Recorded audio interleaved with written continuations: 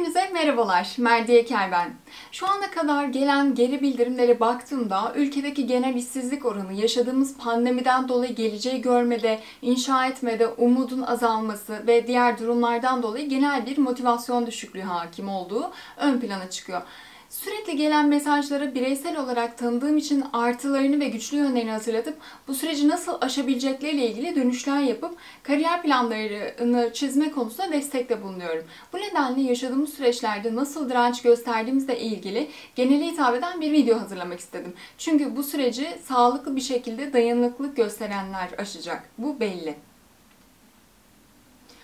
Bu arada pandemiyle ilgili tabii ki de ana kanallarda ya da sosyal medyada sağlığımızı korumamız için yapmamız gerekenler bu işin profesörleri tarafından anlatılıyor. Ben bu süreçte iş hayatıyla ilgili bağlantılı olarak genel olarak yaşadığımız kriz durumlarında ruhsal dayanıklılığımızı korumamız için, kariyer planlarımızın sekteye uğramaması için neler yapmamız gerektiğini altını çizerek anlatmak istedim. Bu videoda yaşadığımız zorluklara karşı direnç geliştirmek için gereken 5 ana etken ve ardından pandemi sürecinde yaşadığımız zorluklardan yola çıkarak genel anlamda kendimizi her daim nasıl dayanıklı bir birey olarak tutabiliriz konularına değinmek istedim. Desteğinizi göstermek adına kanalıma abone olarak videoyu beğenmeyi unutmazsanız çok sevinirim.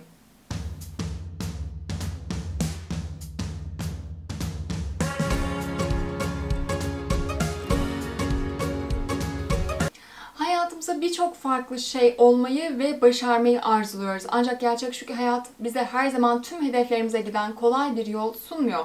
Hedeflerimizi yerine getirme arayışımızda birçok zorluk var. Deneyimlerimize ve bilgilerimize dayanarak hepimiz farklı durumlarda farklı tepkiler veririz. Ama ne kadar farklı tepki verirsek verelim bir noktada düşeriz. Dayanıklılığın devreye girdiği yer tam da burasıdır. Hayat bize ne getirse getirsin, dayanıklılık deneyimlerden aldığımız dersleri öğrenmemize ve olabildiğince çabuk yolumuza devam etmemize yardımcı olan şeydir.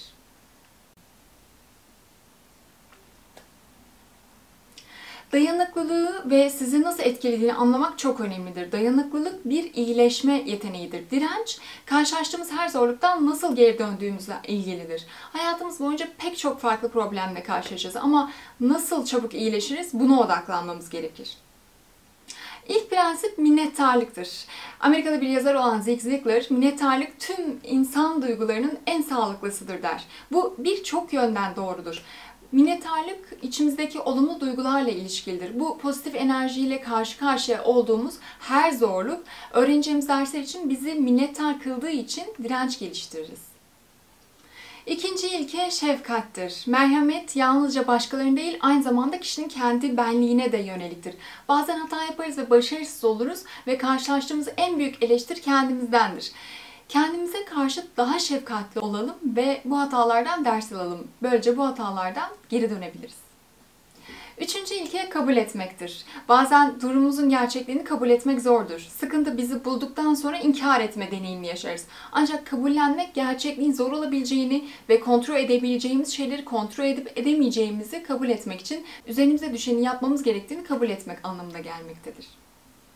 Sonuncu ilke affetmektir. Bu yapılması en zor şey ama aynı zamanda çok önemli. Bizi geride tutan şeyleri bir kenara bırakmamızı sağlayan şey affetmedir. Başarmamızı engelleyen tek şey zorluklar değil, bazen bırakamadıklarımızdır. Bağışlama yolumuza devam etmemizi engelleyen şeyleri bırakmamıza yardımcı olabilir. Dirençli bireyler büyük değişikliklere uyum sağlayabilir, baskı altında sakin kalabilir ve etrafındakilere zorlu dönemlerde rehberlik edebilir. Bunlar bir bireyin sağlıklı bir şekilde hayatını devam ettirebilmesi için gerekli olan bir anahtardır.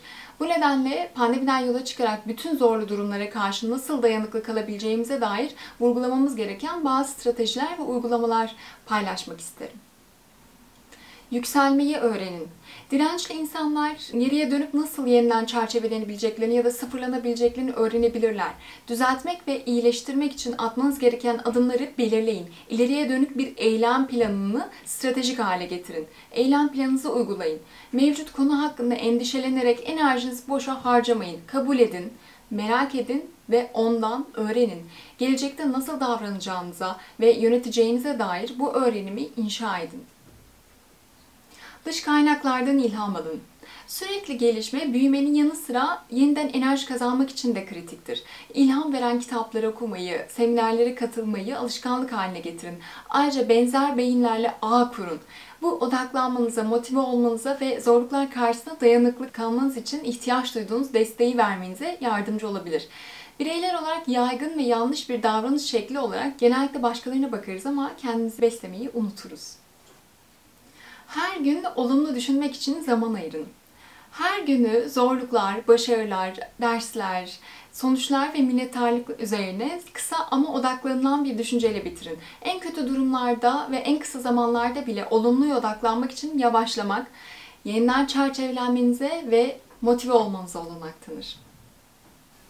Hikayenize sahip çıkın ve başarısız olmaktan korkmayın. Hikayenizi olduğu gibi sahiplenme cesaretine sahip olun. Ve ne olduğunu düşünmek için bir dakikanızı ayırın. Durun ve derin bir nefes alın. Kendinize zor sorular sorun ve bunları dürüstçe yanıtlayın. Çevrenize bir kalkan inşa etmek yerine merak edin. Duygularınızı veya isteklerinizi görmezden gelmeyin. Kişisel farkındalık geliştirin. Dayanıklılık, karmaşık değişime uyum sağlama yeteneğidir. Direnç geliştirmenin anahtarı önce kendinizi tanımaktır. Becerilerinizin, eksikliklerinizin, olası hayal kırıklıklarınızın farkında olun.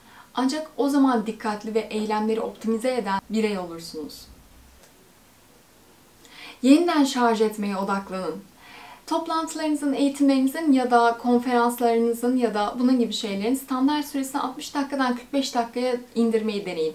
Bu sonraki bir saate şarj etmeden önce kaydetmek ve yansıtmak için 15 dakikalık kenar boşlukları oluşturmak olarak tanımlanır. Gününüz boyunca boş yenilenme alanları oluşturmak sizi bilgiyi bilgiye ve bilgiyi içgörüye dönüştürmek için ihtiyacınız olan zamanı verecektir. Kendinize nazik olun. Öz şefkat uygulamasını benimseyen bireyler daha dirençli hale gelecektir. Ben başarısız olurum değil, başarısız oldum tavrı, beynin en iyi işini yapmasına, yaratıcı ve meşgul olmasına izin veren temel zihniyet değişimidir. Bu öz iyilik, gelecekte başarılı olmak için gözden geçirilmiş stratejilere yol açacaktır. Aynı zamanda başkalarına nihayetinde başarılı olmak için bazen başarısız olmanız gerektiğini de modelleyecektir. Kişisel bakım yapın. Egzersiz yapmak, doğru yemek, yeterli uyku almak ve zevk aldığınız şeyleri yapmak için işten uzakta zaman ayırdığınızdan emin olun. Yöneticiler için bu kolayca ifade edilir ve genellikle uygulaması zordur. Ancak başarıyı yaratan işlerimizde uyguladığımız disiplinler gibi kişisel yaşamlarımızda da benzer disiplini uygulamak zorundayız. Bu işletmenizdeki dayanıklılığınızı artıracaktır. Direnç, bireylerin yenilgileri deneyimlemelerini ve eskisinden daha sağlam geri dönmelerine olanak tanır. Bu egzersizler dirençliliğin vücutta nasıl hissettirdiği konusunda farkındalığı artırır. Konuşma eylemleri kararlılığın enerjisini destekler ve bunun için zemin hazırlar. Bu konuyu ayrı bir videoda ayrıntılı bir şekilde inceleyeceğim. Duygularınızı kabul edin ve yeniden değerlendirin. İlk önce ne hissettiğinizi ve nedenini kabul edin. Duygularınızı çok hızlı geçmeyin. Ardından mevcut duruma bakmak ve eylemlerinizi değiştirmek için hangi davranışları dahil edebileceğinize bakın. Küçük eylem adımları oluşturun. Böylece ilerlemeye devam edin. Hareketsiz kalmayın. Veya acıyı önlemek için ertelemeyin. Sonra en küçük zaferi bile kutlayın. Yeniden değerlendirmeye ve ilerlemeye devam edin. Mücadeleyi yeniden çerçeveleyin. En yenilikçi ve özünde tatmin olmuş bireyler zorlukları veya mücadeleleri patolojik bir sorun haline getirmezler. Bunu beklerler ve onu yeni ve daha iyi fikirlerin üreme alanı olarak görürler. Bu şekilde iyileşme gücünüzü geliştirebilirsiniz. Unutmayın, bu zorluklar ilk değil, hayatınızda son da olmayacak. Dolayısıyla bu süreçten bir şey daha öğrenmek için kendinize imkan verin.